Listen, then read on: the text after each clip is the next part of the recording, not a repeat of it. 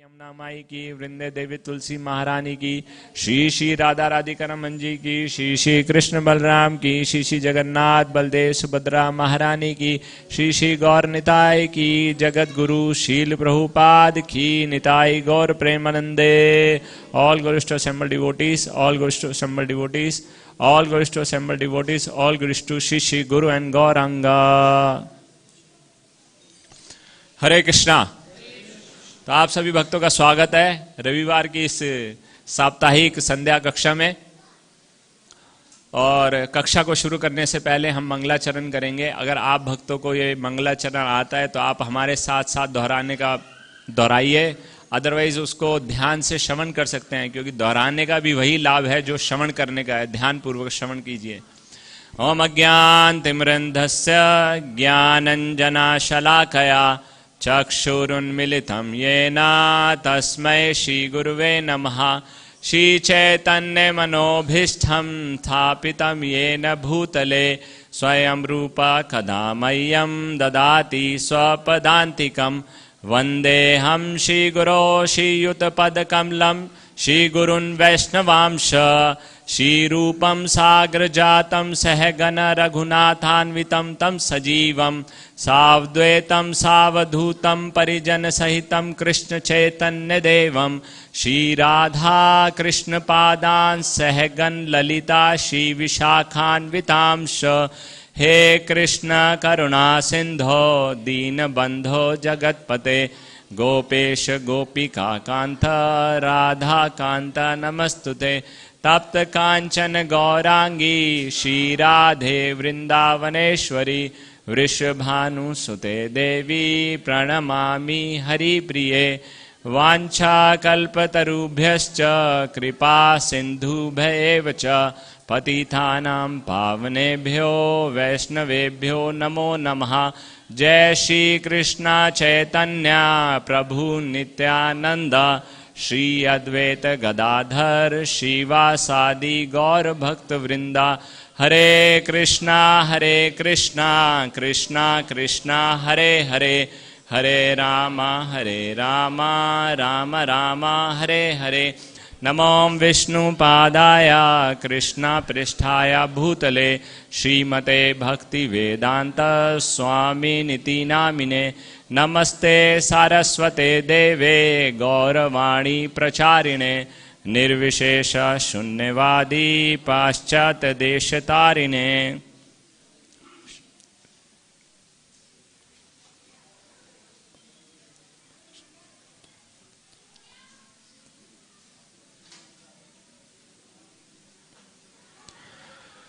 हरे कृष्णा। तो एक बार आप सब भक्तों का फिर से स्वागत है। और आज की कक्षा को प्रारंभ करने से पहले मैं अपने इष्ट देव श्री श्री राधा राधिका रमन जी, श्री श्री कृष्ण बलराम जी, जगन्नाथ बलदेव सुभद्रा महारानी, श्री श्री गौर निताय और शील प्रभुपाद के चरणों में विनीत प्रार्थना करता हूँ कि मैं जो भी बोलूँ उससे मेरा शुद्धिकरण हो, आप सबको आध्यात्मिक आनंद और लाभ की प्राप्ति और हम सब मिलकर कृष्ण भावनामृत में प्रगति कर पाएं। जैसा कि आप जानते ही होंगे कि कल एक विशेष उत्सव मनाया गया। नहीं जानते? कोई गैस करना चाहेगा? शिवरात्रि। तो ये थोड़ा सा संकोच करके बोल रहे हैं, शायद इनको कुछ डाउट है इसके विषय में, शायद इस कारण से। हाँ, ये शिवरात्रि का उत्सव मनाया गया कल, इस्कॉन के अंदर कल मनाया गया और कहीं बाहर एक दिन पहले छोड़ के मनाया गया। तो हमने सोचा कि थोड़ा सा आज इसके विषय में चर्चा करेंगे, क्योंकि कल तो शायद हम मिल नहीं पाए थे, क्लास संडे को होती है, फेस्टिवल सैटरडे को आ गया। हम थोड़ा सा इसके विषय में चर्चा करेंगे कि और श्रीमद् भागवतम में भगवान शिव के विषय में क्या बताया गया है या और उनको कैसे समझना चाहिए। तो उनके विषय में यमराज जी, उनके बारे में बताते हुए यमराज जी अपने यमदूतों को छठे स्कंद में उनके विषय में बताते हैं कि वो उनको किस प्रकार से समझना चाहिए। और वही नहीं, उनके अलावा और भी कुछ भगवान के महान भक्त हैं, उनको किस प्रकार से समझना चाहिए। तो यमदूतों से बातचीत करते हुए यमराज जी उनको बताते हैं, स्वयंभू नारद शंभु कौमार कपिलो मनु प्रहलाद जन को भीष्मो बलिर्व्यासाकिर वयम। तो ये बता रहे हैं 12 लोगों के नाम इसमें उन्होंने बताए हैं, स्वयंभू, नारद और शंभु। स्वयंभू मनु, नारद मुनि और शंभु यानी शिव जी। कौमार कपिलो मनु, जो 4 कुमार हैं वह कपिल देव जो कि भगवान के इनकारनेशन है, और मनु मनवंतर। प्रहलाद जन को भीष्मो, प्रहलाद महाराज, जनक महाराज और भीष्म देव। इसके अलावा बलि महाराज और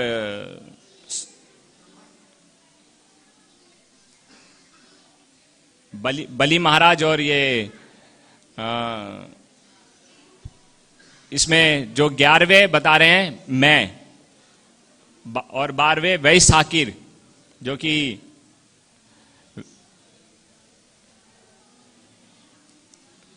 उन्हीं का यमराज जी अपने लिए कह रहे हैं वयम, मैं। तो ये 12 महाजनों के विषय में ये बता रहे हैं। तो महाजन यानी ये बता रहे हैं 12 महाजन हैं। अगर हम इनका अर्थ समझने का प्रयास करेंगे तो महाजन मतलब महाजन, जो कि महान जन है, महान व्यक्ति हैं या महात्मा हैं, जिनको हम प्रभुपाद जी बताते हैं महाजन का अर्थ है अथॉरिटी, यानी कि ग्रेट पर्सनालिटीज, और यानी कि श्रेष्ठ व्यक्ति।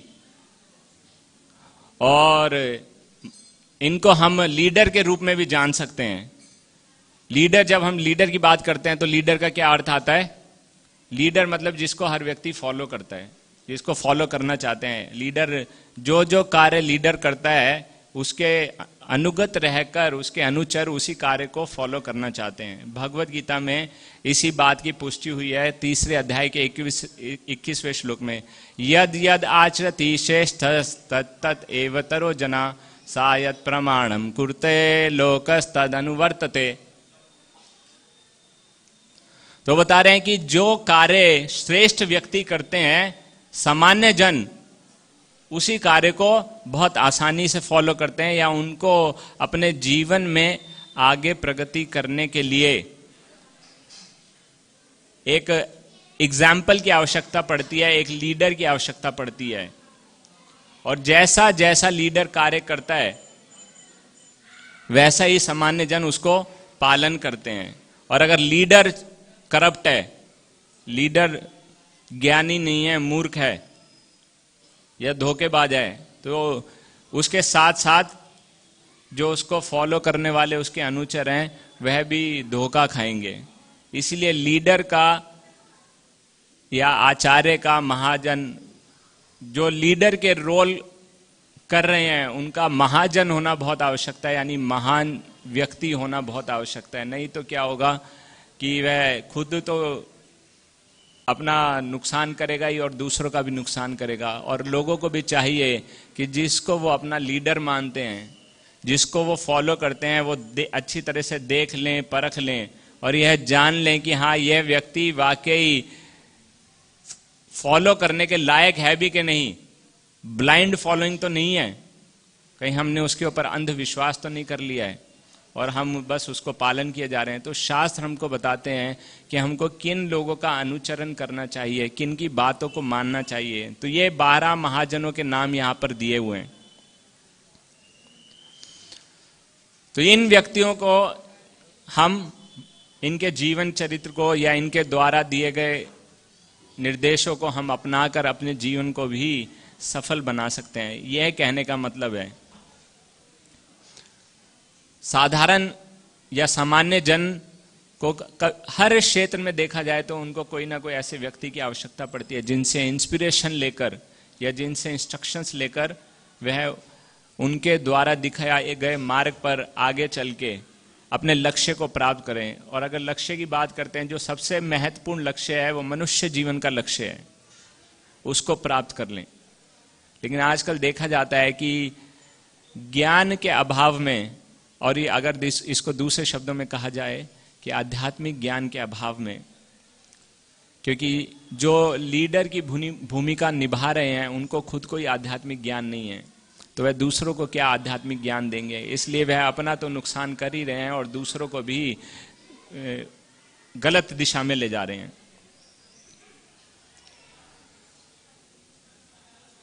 साधारण कार्य करने के लिए भी लोगों को आवश्यकता पड़ती है, तो फिर धर्म की क्या बात। धर्म तो धर्म के विषय में चैतन्य चरितामृत में बताया गया है, धर्मस्य तत्वम निहतम गुहायम, कि धर्म को जानना बहुत मुश्किल है, क्योंकि ये निहितम गुहायम, ये बहुत गुह्य है, बहुत राज की बात है, बहुत गुह्य बात है, ये आसानी से किसी को प्रकट नहीं होती। लेकिन फिर भी बताते हैं, इसको अगर जानने का है, अगर हमें धर्म को जानना है, धर्म को या भक्ति को जानना है अगर, तो हमको क्या करना होगा। महाजनो येन गथा सपंथा, महाजन, जिन्होंने महाजन के द्वारा दिखाए गए रास्ते पर हमको चलना चाहिए, श्रेष्ठ व्यक्तियों के द्वारा दिखाए गए रास्ते पर हमको चलना चाहिए। और क्योंकि इन श्रेष्ठ व्यक्ति जो कि भगवान के भक्त हैं, उनके हृदय में ये भक्ति प्रकट हुई है और वो इस विषय में अच्छे तरीके से जानते हैं, इसीलिए वे दूसरों को भी सही मार्ग का ज्ञान दे सकते हैं। और जिनको इसके विषय में ज्ञान नहीं है वो क्या बताएंगे, जिनको पता ही नहीं है, खुद ही नहीं पता, जिन्होंने ऐसी कोई अनुभव नहीं किया या ऐसी कोई शिक्षा खुद ही प्राप्त नहीं की, तो उनसे तो हम ये प्राप्त नहीं कर सकते। तो धर्मस्य तत्वम निहितम गुहायम, धर्म की बात आते ही हमको ये जानना होगा, ये तो बहुत ही गूढ़ विषय की बात है। तो इसके लिए हमको वाकई महाजन यानी श्रेष्ठ व्यक्तियों के आवश्यकता पड़ेगी, जो हमको सही मार्ग दिखा सकते हैं, किस प्रकार से भगवान की भक्ति की जानी चाहिए, किस प्रकार से भगवान को प्राप्त करना चाहिए, या किस प्रकार से भगवान को प्रसन्न करना चाहिए। और जैसा कि हमने पहले चर्चा किया, तो ये 12 महाजनों में से एक हैं शिव जी। थोड़ी सी उनके विषय में चर्चा करेंगे। और क्योंकि कल विशेष एक उत्सव मनाया गया जिसमें शिव जी को प्रसन्न करने के लिए लोगों ने व्रत किया, तो हम वैष्णव किस प्रकार से उनको समझते हैं, वैष्णवों को क्या कार्य करना चाहिए, किस प्रकार से उनको प्रसन्न करना चाहिए, इसके विषय में भी जानेंगे। उससे पहले जब हम किसी लीडर को फॉलो करने की बात करते हैं, तो 2 तरीके से हम उसको फॉलो कर सकते हैं। तो एक तरीका है अनुकरण करना और दूसरा तरीका है अनुसरण करना। तो दोनों के बीच में भेद। अनुकरण मतलब करना, उनको इमिटेट करने का, उनकी नकल करने का प्रयास करना, डिट्टो वैसे ही कार्य करने का प्रयास करना जो उनके द्वारा किया गया है, उनकी नकल उतारना, अनुकरण करना। और अनुसरण करना, जो वह मार्ग दिखा रहे हैं उनके द्वारा दिखाए गए मार्ग पर चलना, उनके द्वारा बताए गए शब्दों को अपने जीवन में उतारना, यानी उनकी बातों को, उनकी इंस्ट्रक्शंस का पालन करना, या उनके जीवन चरित्र से इंस्पिरेशन लेना, और जो प्रिंसिपल्स या धर्म की बातें वो हमको बता रहे हैं उनको अपने जीवन में उतारना, ना कि उनकी नकल करने की प्रयास करना या कोशिश करना। और देखा जाए तो नकल करना पॉसिबल भी नहीं है, संभव नहीं है। महान व्यक्ति के द्वारा महान कार्य किए जाते हैं, इसलिए वो महान कहलाते हैं। जैसे भगवान कृष्ण ने गिरिराज गोवर्धन उठा लिया, क्या हम उठा सकते हैं? सोच भी नहीं सकते। और इसी तरह शिव जी ने जहर का प्याला ही नहीं पिया, पूरा जहर का समुद्र, ओशियन ऑफ पॉइजन उन्होंने पी लिया। तो कोई ऐसा सोच भी सकता है? नहीं सोच सकता। तो पहले उन्होंने ये जो कार्य किया, इसके विषय में थोड़ी सी चर्चा करते हैं। समुद्र मंथन के दौरान देवताओं और असुरों ने मिलकर समुद्र मंथन किया और ऐसी उम्मीद थी कि मंथन करेंगे तो अमृत प्राप्त होगा। लेकिन अमृत प्राप्त होने के से पहले, सबसे पहले जो आइटम प्राप्त हुई वो इतना खतरनाक विष निकला कि सब देखकर सब असुर भी परेशान हो गए और देवता भी परेशान हो गए। लेकिन अब जो पहले वो आइटम उनको प्राप्त हुई है, वस्तु प्राप्त हुई है, उसको किसी के द्वारा कंज्यूम किया जाना चाहिए, नहीं तो उससे बहुत ही वातावरण दूषित हो रहा था। और वो इतना पावरफुल था, हल उसका वह विष बहुत स्ट्रांग और सबके ऊपर प्रभाव डाल रहा था। तो सब पहले ब्रह्मा जी के पास गए, ब्रह्मा जी से प्रार्थना करने के लिए कि हमारे बस की तो बात नहीं है, आप इसका पान कर लीजिए और इसको हमको इससे मुक्ति दिला दीजिए। आपके पास 4 मुंह है, यानी कि आपके पास 4 गुना शक्ति है। तो ब्रह्मा जी ने बोला नहीं, ये मेरे बस की बात नहीं है, ये बहुत ही खतरनाक विष है, आपको किसी और के पास जाना होगा। और अंत में वे गए शिव जी के पास, शिव जी से विनती किया, शिव जी से आग्रह किया, और शिव जी ने उनकी बात को स्वीकार किया और उन्होंने कहा ठीक है, मैं इसको स्वीकार करता हूं। और उन्होंने पूरा का पूरा जो एक तरीके से समुद्र उत्पन्न हुआ था विष का, उसको सिकोड़ दिया, अपनी हथेली पे उसको ले लिया और उसका उन्होंने पान कर लिया। और पान करने के बाद उन्होंने उसको अपने कंठ में ही रखा, और इसलिए उनका कंठ नीला पड़ गया और इसलिए उनका नाम नीलकंठ भी पड़ गया। तो पार्वती माता उनसे चर्चा करती हैं और कहती हैं कि ये कैसे संभव हुआ, मतलब ये इतना विषैला पदार्थ था, इतना खतरनाक विष था, आप इसको कैसे कर पाए। तो भगवान शिव जी उनसे बात करते हुए बताते हैं, कहते हैं कि देखो हमको ये जानना होगा कि ये विष क्या है। विष एक तरीके से जहर या अशांति है।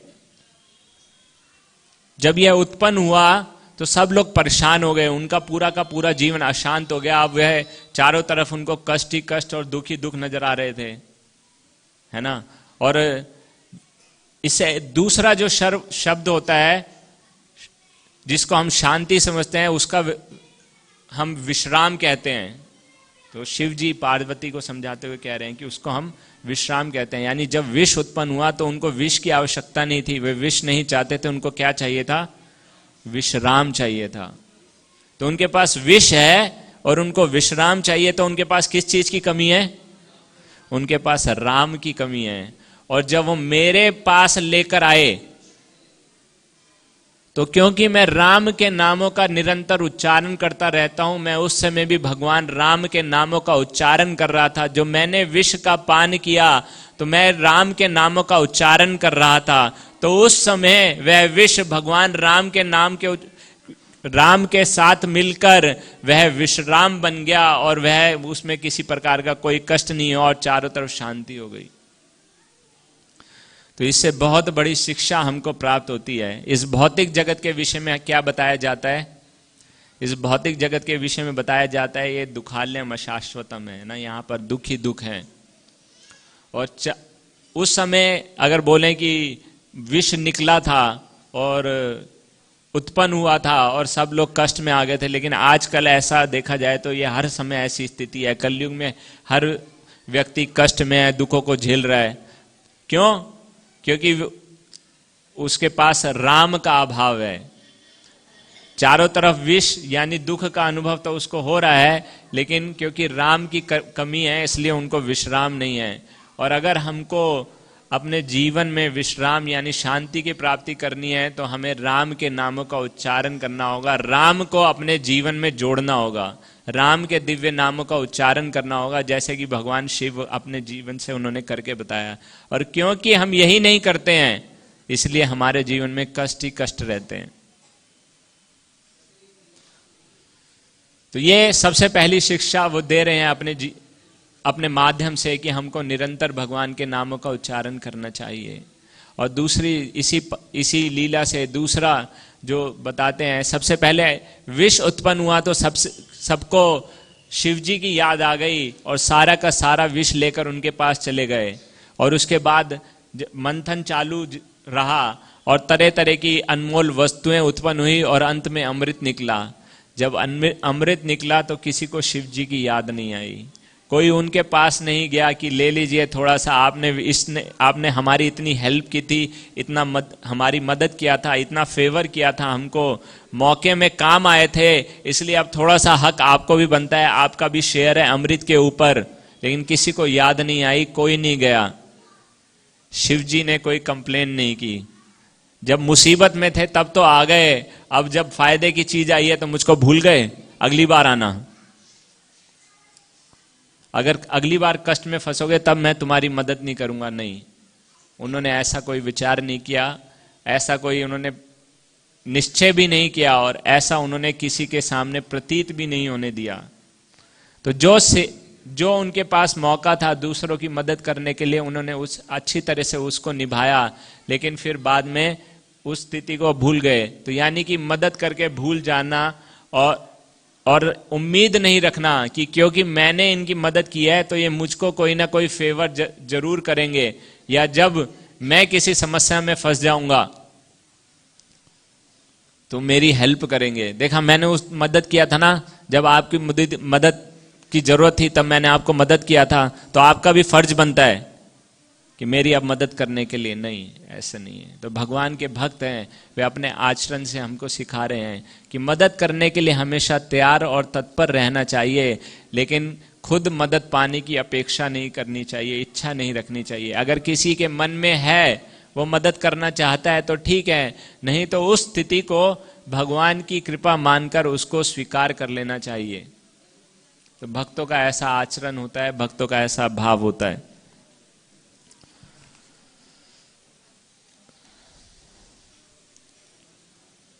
तो ये इस लीला से हमको पता चलता है कि हमको क्या अनुकरण नहीं करना है और किस प्रकार से अनुसरण करना है। तो इसी एक ही लीला से कि हम विष पान करने का अनुकरण नहीं कर सकते। अगर कोई विष लेके आए हमारे सामने कि आप पी लो, तो हम शायद वो नहीं कर सकते, लेकिन अनुसरण क्या करना है कि अपनी स्थिति के अनुसार और अपनी क्षमता के अनुसार अगर हम किसी की मदद कर सकते हैं तो वो मदद जरूर करनी चाहिए। और दूसरा, उनसे हमारी मुसीबत में उनसे मदद की आशा नहीं रखनी चाहिए।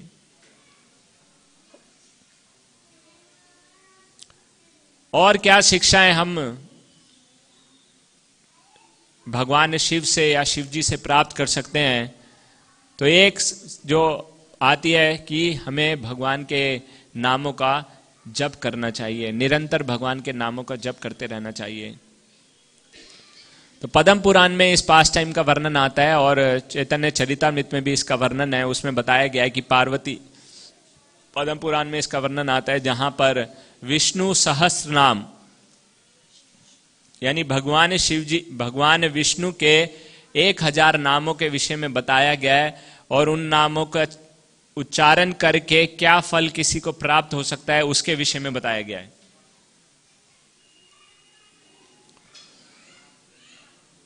तो पार्वती जी शिव जी से चर्चा करते हुए कहती हैं, देखे बहुत बड़ी समस्या है, आपने विष्णु के 1000 नाम बता दिए, उन नामों का उच्चारण करने का फल भी बता दिया, इनसे बहुत बड़ा लाभ भी प्राप्त होगा, लेकिन बहुत बड़ी समस्या है, इनका कोई उच्चारण नहीं कर पाएगा। क्यों नहीं उच्चारण कर पाएगा? किसी के पास टाइम ही नहीं है। 1000 नामों का उच्चारण कौन कर सकता है किसी के पास टाइम? नहीं है किसी के पास टाइम। प्रभु जी हाँ कह रहे हैं, तो इस बात को स्वीकार कर रहे हैं कि किसी के पास आजकल टाइम नहीं होता। और चीजों के लिए बहुत टाइम है, मोबाइल के लिए टाइम है, सोशल मीडिया के लिए टाइम है, तरह तरह की गप्पे लड़ाने के लिए टाइम है, लेकिन जब भगवान का नाम उच्चारण करने की बात है, इतना समय किसके पास है? हमको और भी काम है। मतलब दुनिया का जो वेले से वेला व्यक्ति भी होगा, भगवान के नाम उच्चारण करने की बात आएगी या भक्ति करने की बात आएगी तो उसके पास भी टाइम नहीं है। तो ये हमको कहना चाहिए कि समाज की दुर्गति है। 10 से 15 मिनट लगते हैं, प्रभु जी कह रहे हैं, एक माला करने में या 1000 नामों का उच्चारण करने में? 1000 नामों का उच्चारण करने के लिए 10 से 15 मिनट लगते हैं। 10 से 15 मिनट का समय नहीं है। आजकल के दिन लाइफस्टाइल में जब लोगों के पास ब्रेकफास्ट करने का टाइम नहीं है, खड़े खड़े ब्रेकफास्ट करते हैं, गाड़ी के अंदर करते हैं, मेट्रो के अंदर करते हैं, या रेस्ट भी उसी के अंदर करते हैं। 18 से 20 घंटे की जॉब हो जाती है उनको, क्योंकि 3 घंटा आना, 3 घंटा जाना, 12 घंटे की जॉब इत्यादि करना। कहाँ किसी के पास समय है? नहीं समय है। तो यही चर्चा कर रहे थे। तो शिव जी उनको कहते हैं, मेरे को पता था ये समस्या आएगी कलयुग के जीवों के लिए, तो बताते हैं अगर आप ऐसा नहीं कर सकते तो कोई बात नहीं। और ये पद्म पुराण से लिया गया है, लेकिन इसका वर्णन चैतन्य चरितामृत में भी आता है। वो बताते हैं कि राम रामेति रामेति रमे रामे मनोरमे सहस नामभिस्तुल्यम राम नाम वरानने। तो वो पार्वती का उच्चारण करते हुए, पार्वती को संबोधन करते हुए कहते हैं कि आपको क्या करना, आपको जानना चाहिए, राम रामेति रामेति, राम रामे मनोरमे। आपको सिर्फ विष्णु के 1000 नामों का उच्चारण करने का जो फल है, अगर आप 3 बार राम के नामों का उच्चारण करते हैं तो आपको वही फल प्राप्त हो जाएगा। लेकिन आपको वो मनोरमे, मन को लगाकर, अपने मन को उसमें रमाकर, यानी ध्यान पूर्वक उन नामों का उच्चारण करना होगा। और फिर आगे बताते हैं कि जो लाभ भगवान राम के 3 नामों का उच्चारण करने में प्राप्त हो जाता है, चैतन्य चरितामृत में वर्णन आता है कि भगवान कृष्ण का केवल 1 नाम उच्चारण करने से वो फल प्राप्त हो जाता है। और हमको जो चैतन्य महाप्रभु ने 16 अक्षर का महामंत्र दिया है, जिसको हम हरे कृष्णा कृष्णा कृष्णा हरे हरे, हरे राम राम राम हरे हरे, अगर उसका उच्चारण करते हैं तो कितना ज्यादा लाभ प्राप्त हो जाएगा। तो एक बार हरे कृष्ण महामंत्र का उच्चारण करने से कितना गुना लाभ हमको प्राप्त हो गया, और इसमें कोई बहुत ज्यादा समय लगेगा नहीं। और जैसा कि प्रभु जी बता रहे थे कि 10 से 15 मिनट का समय लगता है, तो वो एक माला यानी 108 बार अगर हरे कृष्ण महामंत्र का जप करते हैं तभी 10 से 15 मिनट लगेंगे, लेकिन हमको कितना लाभ प्राप्त हो जाएगा जिसका हम अंदाजा भी नहीं लगा सकते। और बहुत ही सरल है ये मंत्र, भी बहुत सरल है। अभी कैसे बोल रहे थे कि 1000 नाम हमको विष्णु के याद नहीं है, लेकिन ये मंत्र तो बहुत आसान है। इसमें 3 ही शब्द हैं जिनको बार बार रिपीट किया गया है, हरे कृष्णा कृष्णा कृष्णा हरे हरे, हरे राम राम राम हरे हरे। तो चैतन्य महाप्रभु ने हमको यह हरे कृष्ण महामंत्र दिया है इसका उच्चारण करने के लिए। तो हमको निरंतर इसका उच्चारण करते रहना चाहिए। कभी भी हमको मौका मिले या नहीं भी मिले, तब भी हमको ये नामों का उच्चारण करते रहना चाहिए। तो जो लाभ हमको प्राप्त होना चाहिए विष्णु सहस्त्र नाम का उच्चारण करके, उससे कई गुना लाभ सिर्फ हरे कृष्ण महामंत्र का उच्चारण करके किया जा सकता है।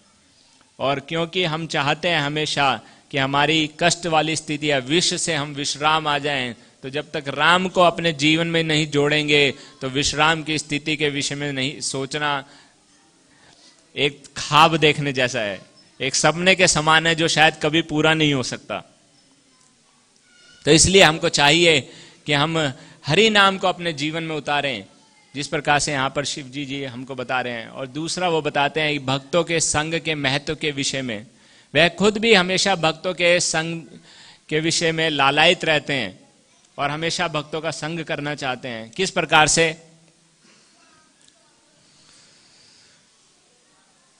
गोवर्धन में भगवान शिव का एक मंदिर है जिसको हम शक्लेश्वर महादेव के नाम से जानते हैं। आप में से कुछ लोग भी गए होंगे, वहां पर दर्शन किया होगा। तो उन्हीं के पास में सनातन गोस्वामी जी की भजन कुटीर है। सनातन गोस्वामी हमारे 6 आचार्यों में से, 6 गोस्वामी में से एक आचार्य हैं, और वह गोवर्धन में रहकर वहां पर अपना भजन किया करते थे। लेकिन उस स्थान पर थोड़े से मच्छर बहुत ज्यादा थे, तो उनको कुछ समय तो उन्होंने टॉलरेट करने का प्रयास किया, लेकिन कुछ समय में उनको लगा कि यहाँ पे रहकर मेरी साधना में बहुत बाधा आती है, मेरा बहुत सारा समय वेस्ट हो जाता है इन मच्छरों को, क्योंकि बहुत तंग करते हैं, मुझको इस स्थान को छोड़ के चले जाना चाहिए। तो वह ऐसा विचार ही कर रहे थे, और उनका ये भजन कुटीर चकलेश्वर महादेव मंदिर के बिल्कुल पास में ही है। जैसे मंदिर से बाहर निकलते ही एक तरह से एक ही आंगन में हम कह सकते हैं। तो वह ऐसा विचार ही कर रहे थे, तो भगवान शिव उनके सपने में आए, बोले आपको सनातन गोस्वामी जी, आपको कहीं जाने की आवश्यकता नहीं है, आप मत जाइए, मेरे को आपके द्वारा किया गया भजन सुनना है, हरि नाम सुनना है, और आपके संग के लिए मैं बहुत लालायित हूं। और जहां तक ये मच्छरों की बात है, मैं आपको गारंटी देता हूं, मैं आपको वचन देता हूं कि आज के बाद इस क्षेत्र में कोई भी मच्छर आपको तंग नहीं करेगा। और उस दिन के बाद उस स्थान पर मच्छर नहीं है। हालांकि अगर आप जाएंगे तो आसपास के क्षेत्रों में आपको मच्छर मिल सकते हैं, लेकिन उस पर्टिकुलर स्थान पर मच्छर नहीं है। तो क्योंकि भगवान शिव सनातन गोस्वामी जैसे शुद्ध भक्त वैष्णव का संग करना चाहते थे, इसलिए उन्होंने उनको जो छोटी सी तकलीफ हो रही थी उसको दूर किया और बोला आपका संग मेरे लिए ज्यादा महत्वपूर्ण है। इसलिए हमको वो बता रहे हैं कि भक्तों का संग में हमको हमेशा प्राप्त करना चाहिए, हमें हमेशा उसके लिए लालायित रहना चाहिए। अगर कोई सेवा इत्यादि भी करनी पड़ती है उनका संग प्राप्त करने के लिए, उसको हमको करने के लिए तत्पर रहना चाहिए। और तीसरी जो शिक्षा वो हमको एक पास टाइम के माध्यम से बताते हैं, वो हमको बताते हैं कि हमको भौतिक वस्तुएं या भौतिक आसक्तियों का त्याग कर देना चाहिए और आध्यात्मिक आसक्ति उत्पन्न करनी चाहिए। कृष्ण के प्रति, भक्तों के प्रति, भक्ति के प्रति और हरि नाम के प्रति आसक्ति हमको उत्पन्न करनी चाहिए। जैसा कि हम सब जानते हैं कि शिव जी को आशुतोष के नाम से भी जाना जाता है कि वो बहुत जल्दी प्रसन्न हो जाते हैं और कभी कभी बहुत जल्दी रुष्ट भी हो जाते हैं। और यह उनका स्वभाव है कि वह बहुत जल्दी प्रसन्न हो जाते हैं। उनके एक भक्त थे जो बहुत बड़े शिव भक्त थे, उन्होंने शिव जी की भक्ति किया, उनको प्रसन्न कर लिया और उनको प्रसन्न करके उनसे वरदान मांगा कि आपके पास जो सबसे अमूल्य वस्तु है, सबसे बेशकीमती वस्तु है, वह आप मुझे दे दीजिए। तो शिव जी क्योंकि उनसे बहुत प्रसन्न थे, उन्होंने उन पे कृपा करने के लिए कहा कि ठीक है, अगर आपको वह वस्तु चाहिए तो वह वस्तु मेरे पास नहीं है। वृंदावन में सनातन गोस्वामी एक आचार्य हैं, एक बाबा हैं, साधु हैं, आप उनके पास चले जाइए और उनसे यही रिक्वेस्ट रिपीट कीजिए, अपनी इच्छा उनके सामने प्रकट कीजिए। तो वह शिव जी का भक्त उनकी बात मानकर सनातन गोस्वामी के पास जाता है और कहता है कि मुझे शिव जी ने आपके पास भेजा है, आपके पास एक बहुत बहुमूल्य वस्तु है, बेशकीमती वस्तु है, आप वो मुझे दे दीजिए।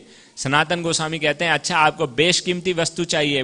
बोले हाँ। तो बोले वो दूर कोने में कूड़ेदान है, देख रहे हो आप? जी हाँ। तो वहां जाइए और वहां पर पारसमणि पड़ी है, ले लीजिए। अच्छा, पारसमणि जिसके द्वारा लोहे को भी सोना बनाया जा सकता है, क्या आप सही कह रहे हैं? हाँ बिल्कुल ठीक बात कह रहा हूं, जाकर देखिए तो सही। तो वह व्यक्ति जाता है, वास्तव में ही उसको कूड़े में पारसमणि प्राप्त हो जाती है। वो इस लोहे को स्पर्श करके देखता है उस मणि के द्वारा और सोना बन जाता है। उसकी खुशी का ठिकाना नहीं रहता। वाकई आज मेरा जीवन का लक्ष्य पूर्ण हो चुका है, मुझको सबसे बेशकीमती और बहुमूल्य वस्तु प्राप्त हो चुकी है। खुशी खुशी घर जा रहा होता है, लेकिन थोड़ी सी समझदारी थी उसके अंदर, थोड़ी सी अकल थी उसके अंदर, उसने उसका इस्तेमाल किया और सोचा अगर ये वाकई बेशकीमती वस्तु है तो ये कूड़े में क्या कर रही है? इसका मतलब मुझको बेवकूफ बनाया गया है। इससे ज्यादा भी कोई कीमती और बहुमूल्य वस्तु सनातन गोस्वामी के पास है, वो बाबा के पास कुछ और है। मुझको वहां जाना चाहिए और उनसे वह वस्तु हासिल करनी चाहिए। ये कूड़े में पड़ी हुई वस्तु तो इतनी बहुमूल्य नहीं हो सकती। तो यह विचार करते हुए तुरंत वापस आया, बोला ये आपने मुझको क्या दिया है, इसकी क्या कीमत है? कोई कीमत प्रतीत नहीं होती, अदरवाइज ये कूड़े में क्या कर रही होती? मुझको सबसे कीमती वस्तु चाहिए। सनातन गोस्वामी कहते हैं वाकई आप श्योर हो? Are you sure? पक्का? सोच लो, बाद में मत बताना, बाद में मत कहना। बोले हाँ हाँ पक्का। तो बोले ये जो पारसमणि है पहले इसको नदी में फेंकाओ। तो वह विचार करने लगा, फिर उसने सोचा नहीं चाहिए तो सबसे बहुमूल्य वस्तु ही। उसको नदी में फेंक के आया और सनातन गोस्वामी के पास आया, और सनातन गोस्वामी ने उसको क्या दिया? सनातन गोस्वामी ने उसको हरे कृष्ण महामंत्र का उच्चारण करने के लिए दिया। बोलिए हरे कृष्णा कृष्णा कृष्णा हरे हरे, हरे राम राम राम। तो सनातन गोस्वामी ने बताया कि ये हरे कृष्ण महामंत्र का जप कर लेना ही ये सबसे बहुमूल्य वस्तु किसी को प्राप्त होती है, तो वह हरे कृष्ण महामंत्र का जप कर सकता है। हरे कृष्ण महामंत्र के विषय में बताते हैं, नाम चिंतामणि कृष्णस्य चैतन्य रस विग्रह पूर्ण शुद्धो नित्य मुक्तो अभिनत्वम नाम नामिना। कि नाम चिंतामणि है, उसके पास क्या थी? पारसमणि। पारसमणि सोना बना सकती लोहे से, लेकिन नाम क्या है? ये हरि नाम क्या है? चिंतामणि। नाम चिंतामणि कृष्णस्य, कि ये जो भगवान का नाम है ये चिंतामणि यानी हर प्रकार की इच्छाओं को पूर्ण कर सकता है। सिर्फ लोहे को ही सोना नहीं बनाता, कोई भी इच्छा आपके मन में हो उसको पूर्ण कर सकता है ना। और यह स्वयं जीवित है एक तरीके से, क्योंकि ये कृष्ण के नाम और नाम, कृष्ण में और कृष्ण के नाम में कोई अंतर नहीं है। और पूर्ण शुद्धो नित्य मुक्तो, यह पूर्ण रूप से शुद्ध है और यह पूर्ण रूप से शुद्ध करने वाला है, और हर नित्य मुक्तो, हर प्रकार की मुक्ति को दिलाने वाला है। ये सभी प्रकार के बंधन से मुक्ति दिला सकता है ये नाम। तो इसलिए हमको क्या करना है कि हमको ये नाम को अपने जीवन में स्वीकार करना है ना। और जिसको अगर चिंतामणि प्राप्त हो गई तो उसको पारसमणि की क्या आवश्यकता है। और यही सबसे बहुमूल्य वस्तु है जो मेरे पास है। और सनातन गोस्वामी ने उनको वो हरे कृष्ण महामंत्र दिया, और उसने फिर हरे कृष्ण महामंत्र को स्वीकार कर लिया। लेकिन उसके लिए क्या कंडीशन है कि जो भौतिक आसक्ति है पहले उसको थोड़ा सा त्यागना पड़ेगा, और तब हरे कृष्ण महामंत्र का हमको फल प्राप्त हो सकता है। तो 3 चीजें उन्होंने बताई, हमने चर्चा किया कि सबसे पहले क्या है कि हमको हरे कृष्ण महामंत्र को अपने जीवन में अपनाना है, भक्तों के संग के लिए हमको लालायित रहना चाहिए, और तीसरा कि अगर कोई भौतिक आसक्ति है उसका त्याग करना भी पड़े आध्यात्मिक उन्नति करने के लिए, तो उसके लिए उसको हमको तुरंत त्याग देना चाहिए, ताकि हम वास्तविक लाभ या जो सबसे बेशकीमती या बहुमूल्य वस्तु है अपने उसको अपने जीवन में उतार पाए। तो ये 3 चीजें या 3 शिक्षाएं हमको इनसे प्राप्त होती हैं। और अंत में कि भगवान, जैसे कि शिवरात्रि थी और कुछ लोगों ने उनके शिव जी के मंदिरों में जाकर उनकी पूजा अर्चना इत्यादि भी किया, तो वैष्णवगण उनकी पूजा कैसे करते हैं यह जानना हमारे लिए बहुत आवश्यक है। भगवान शिव के विषय में एक श्लोक आता है श्रीमद् भागवतम के 12वें स्कंद में। उसमें इस प्रकार से बताते हैं, निम्न गानाम यथा गंगा देवानाम अच्युतो यथा वैष्णानाम यथा शंभु पुराणा नाम इदम तथा। तो बताते हैं निम्न गानाम यथा गंगा, जो नीचे फ्लो करती हैं, यानी नदी का स्वभाव होता है नीचे की तरफ जाना। तो जो नदी है, नदियों में श्रेष्ठ क्या है? गंगा श्रेष्ठ है। देवा नाम अच्युतो मखा, और देव यानी भगवान में सर्वश्रेष्ठ कौन है? अच्युत यानी भगवान श्री कृष्ण सर्वश्रेष्ठ हैं। वैष्णवा नाम यथा शंभु, और वैष्णवों में श्रेष्ठ कौन है? वैष्णव में श्रेष्ठ है भगवान शिव यानी शिव जी, क्योंकि वो निरंतर भगवान राम के नामों का उच्चारण करते रहते हैं। और फिर आगे बताते हैं पुराणा नाम इदम तथा, और पुराणों में कौन श्रेष्ठ है? श्रीमद् भागवतम श्रेष्ठ है। तो ये श्रेष्ठ व्यक्तियों की बात आई गई है, और ये हम इसलिए चर्चा कर रहे हैं वैष्णव नाम यथा शंभु। तो वैष्णव हैं, शिव जी एक परम वैष्णव हैं। अब हम वैष्णव को प्रसन्न करना चाहते हैं, उनकी पूजा अर्चना करना चाहते हैं, तो वो कैसे प्रसन्न होंगे? तो अगर कोई उनका गुणगान करता है और उनके इष्ट का गुणगान नहीं करता तो वो उससे प्रसन्न नहीं होते। लेकिन अगर कोई उनके इष्ट का गुणगान करता है उनके सामने, तो वो उससे जल्दी प्रसन्न हो जाते हैं। यही एक वैष्णव का स्वभाव है, और वैष्णव यही चाहते हैं कि उनका गुणगान ना किया जाए, उनके इष्ट का गुणगान किया जाए। और यही इसी बात की पुष्टि होती है वृंदावन में, जैसे हमने पहले आपको गोवर्धन में बताया, चकलेश्वर महादेव का मंदिर है। वृंदावन में गोपेश्वर महादेव का मंदिर है। तो वहां पर धामवासी, वृंदावन के वासी किस प्रकार से शिव जी की पूजा अर्चना करते हैं, विशेष रूप से शिवरात्रि के दिन। तो ये जानना चाहिए और उनका अनुसरण करने का प्रयास करना चाहिए। तो वे जाते हैं शिव जी की पूजा करने के लिए शिवरात्रि के, हम कई लोग और भी जाते हैं, सभी लोग जाते हैं। तो किस प्रकार से हमको सही तरीका जानना चाहिए। जिस प्रकार से भगवान श्री कृष्ण को तुलसी बहुत प्रिय है, उसी प्रकार से शिव जी को बिल्व पत्र बहुत प्रिय है, बेल का पत्ता बहुत प्रिय है। तो वह उनके ऊपर बेल पत्तों की माला अर्पण करके उनको प्रसन्न करते हैं। लेकिन वो बेल पत्ते साधारण नहीं होते, उन बेल पत्ते के ऊपर भगवान राम का नाम लिखा होता है हर एक पत्ते के ऊपर, और उस पत्ते से माला बनाते हैं और वह भगवान शिव को अर्पण करते हैं। दूसरा, उनके नामों का उच्चारण नहीं करते। हरे कृष्णा कृष्णा कृष्णा हरे हरे, हरे राम राम राम हरे हरे। हरे कृष्ण महामंत्र का उच्चारण करते हैं, कीर्तन करते हैं, निरंतर करते रहते हैं। और उसका भगवान शिव जब उस हरे कृष्ण महामंत्र का कीर्तन सुनते हैं तो प्रसन्न होते हैं। अपने नामों का उच्चारण सुन के वह प्रसन्न नहीं होते।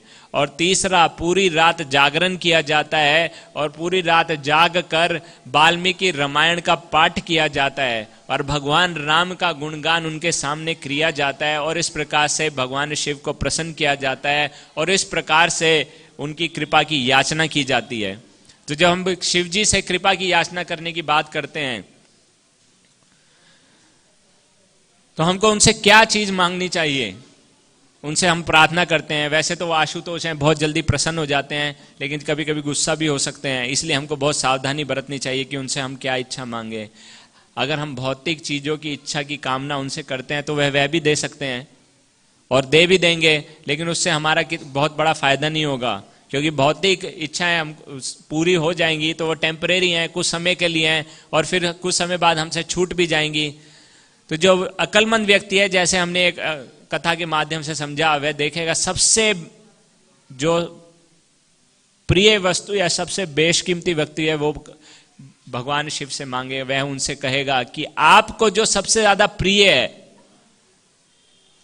जो आपको सबसे ज्यादा प्रिय है वह मुझको दे दीजिए, वह मुझको देने की कृपा कीजिए। या दूसरा, जो आपका भगवान के नामों में रुचि है, जिस प्रकार से आप राम के नामों का निरंतर जप करते रहते हैं, निरंतर आप हरि नाम लेते रहते हैं और निरंतर आपको उसको जप करने में रुचि बनी रहती है, वह रुचि थोड़ी सी मुझको दे दीजिए ताकि मैं भी भगवान के नामों का निरंतर जप करता रहूं। हरे कृष्णा कृष्णा कृष्णा हरे हरे, हरे राम राम राम हरे हरे।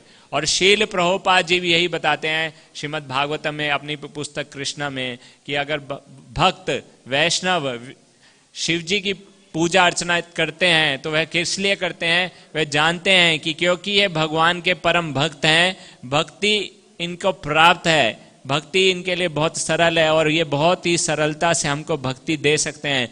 तो भक्ति में प्रगति करने के लिए हमको उनकी पूजा अर्चना करनी चाहिए और उनसे प्रार्थना करनी चाहिए कि हम भी भक्ति के मार्ग पर अग्रसर हो सकें और भक्ति में उन्नति कर सकें, भगवान की कृपा को प्राप्त कर सकें या भगवान की कृपा को आकर्षित कर सकें। तो यही सही विधि है वैष्णव के द्वारा कि एक उत्तम कोटि के वैष्णवों की किस प्रकार से पूजा की जानी चाहिए, उनसे किस प्रकार से प्रार्थना करनी चाहिए।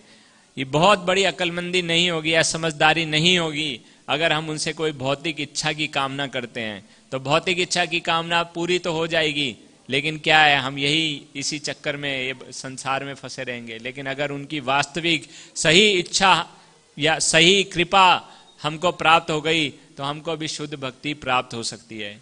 तो शुद्ध भक्ति की याचना करते हुए, शुद्ध भक्ति की इच्छा करते हुए, हरि नाम में रुचि की प्रार्थना करते हुए हम उनकी पूजा अर्चना कर सकते हैं भक्ति में प्रगति करने के लिए, ना कि ऐसी भौतिक इच्छाओं की पूर्ति करने के लिए जिससे हम भक्ति से दूर चले जाएं। तो ये हम ध्यान रख सकते हैं और इस प्रकार से हम उनकी पूजा अर्चना कर सकते हैं। हरे कृष्णा। जगत गुरु शील प्रभुपाद की।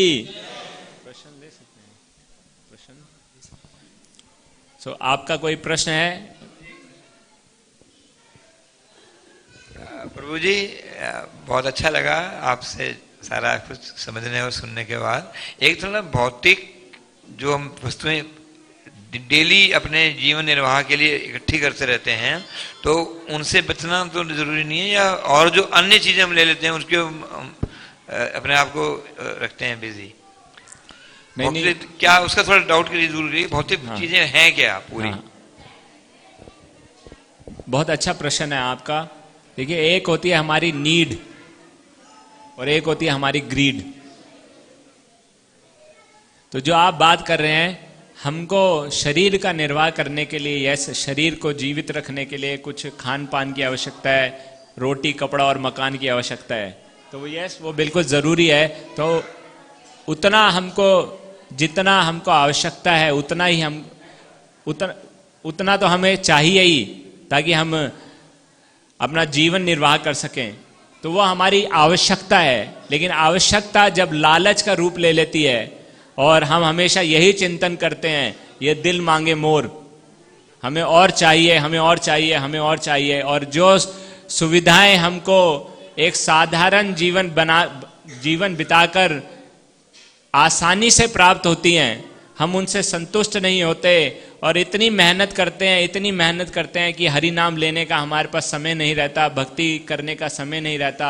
और जब हम यही कहते हैं कि हमारे पास टाइम नहीं है, भक्ति के लिए टाइम नहीं है, भक्तों का संग के लिए टाइम नहीं है, हरि नाम के लिए टाइम नहीं है, शास्त्रों का अध्ययन करने के लिए टाइम नहीं है, तो हमको ये जानना चाहिए कि शायद हम ग्रीड में फंस रहे हैं। तो यस, हमको भोजन की भी आवश्यकता है, हमको वस्त्र की भी आवश्यकता है, हमको रहने के लिए स्थान की भी आवश्यकता है, लेकिन कुछ ऐसी सुविधाएं हैं जिनको हम इतनी आवश्यकता नहीं है। जैसे अगर हमारी एक सरल गाड़ी से हमारा काम चल सकता है, तो BMW लेने की इच्छा रखना, तो उससे क्या फायदा है? और ये हर व्यक्ति के लिए अलग अलग हो सकती है, ये इसका कोई स्पेसिफिक नहीं है। कुछ लोग पैदल भी मंदिर आ सकते हैं और कुछ लोग नहीं आ पाएंगे, उनकी आवश्यकता शारीरिक आवश्यकता है, या कुछ लोग पैदल आएंगे, वो इतने बड़े व्यक्ति हैं, लोग उनको घेर लेंगे रास्ते में, उनका टाइम खराब करेंगे, तो वो अलग। तो हर व्यक्ति की नीड अलग अलग हो सकती है। लेकिन अगर हम कंफ्यूज हैं, हम डाउटफुल हैं कि क्या मैं नीड की तरफ जा रहा हूं या मैं ग्रिड की तरफ जा रहा हूं, तो हमको क्या करना चाहिए? हमको किसी की सलाह लेनी चाहिए कि कितना मेरे लिए आवश्यकता है और कितना मैं फालतू का कार्य कर रहा हूं या फालतू अर्जन करने का प्रयास कर रहा हूं। तो उससे हम भक्तों की सलाह ले सकते हैं, जो सीनियर भक्तगण हैं उनसे हम पूछ सकते हैं, चर्चा कर सकते हैं कि कितना मेरे लिए सही है। हर व्यक्ति के लिए अलग अलग हो सकता है, इसका कोई स्टैंडर्ड नहीं है कि 5,000 रुपये कमा लीजिए और सफिशेंट हो जाएगा। किसी की नीड 5,000 में पूरी होती है और किसी को 10, 15, 20 हज़ार की आवश्यकता पड़ेगी और किसी को ज़्यादा की आवश्यकता पड़ेगी। लेकिन हमारा यही एक प्रिंसिपल जो शील प्रभुपाद जी देते थे, सिंपल लिविंग और हाई थिंकिंग, कि हमारा जीवन सरल होना चाहिए लेकिन हमारे विचार बहुत उच्च होने चाहिए। तो उच्च विचार की जब हम बात करते हैं तो उच्च या उच्चतम विचार क्या है? भगवान की भक्ति करना और अंत में भगवान को प्राप्त कर लेना, भगवत धाम को प्राप्त कर लेना। लोग अमेरिका जाने की कोशिश करते हैं, कनाडा इत्यादि जाने की कोशिश करते हैं, बहुत मेहनत करते हैं, उनको लगता है कि ये बहुत अच्छी जगह है, लेकिन सबसे अच्छी, हमको जानना चाहिए कि सबसे अच्छी जगह भगवत धाम है। और वहां जाने के लिए लोग प्लानिंग करते हैं, अमेरिका इत्यादि जाने के लिए, हम भगवत धाम जाने की प्लानिंग कर रहे हैं। तो इससे बढ़िया महान कार्य और कोई नहीं हो सकता। तो ये हमको जानना चाहिए। ठीक है, मैं उम्मीद करता हूं कि मैं आपको संतुष्ट कर पाया।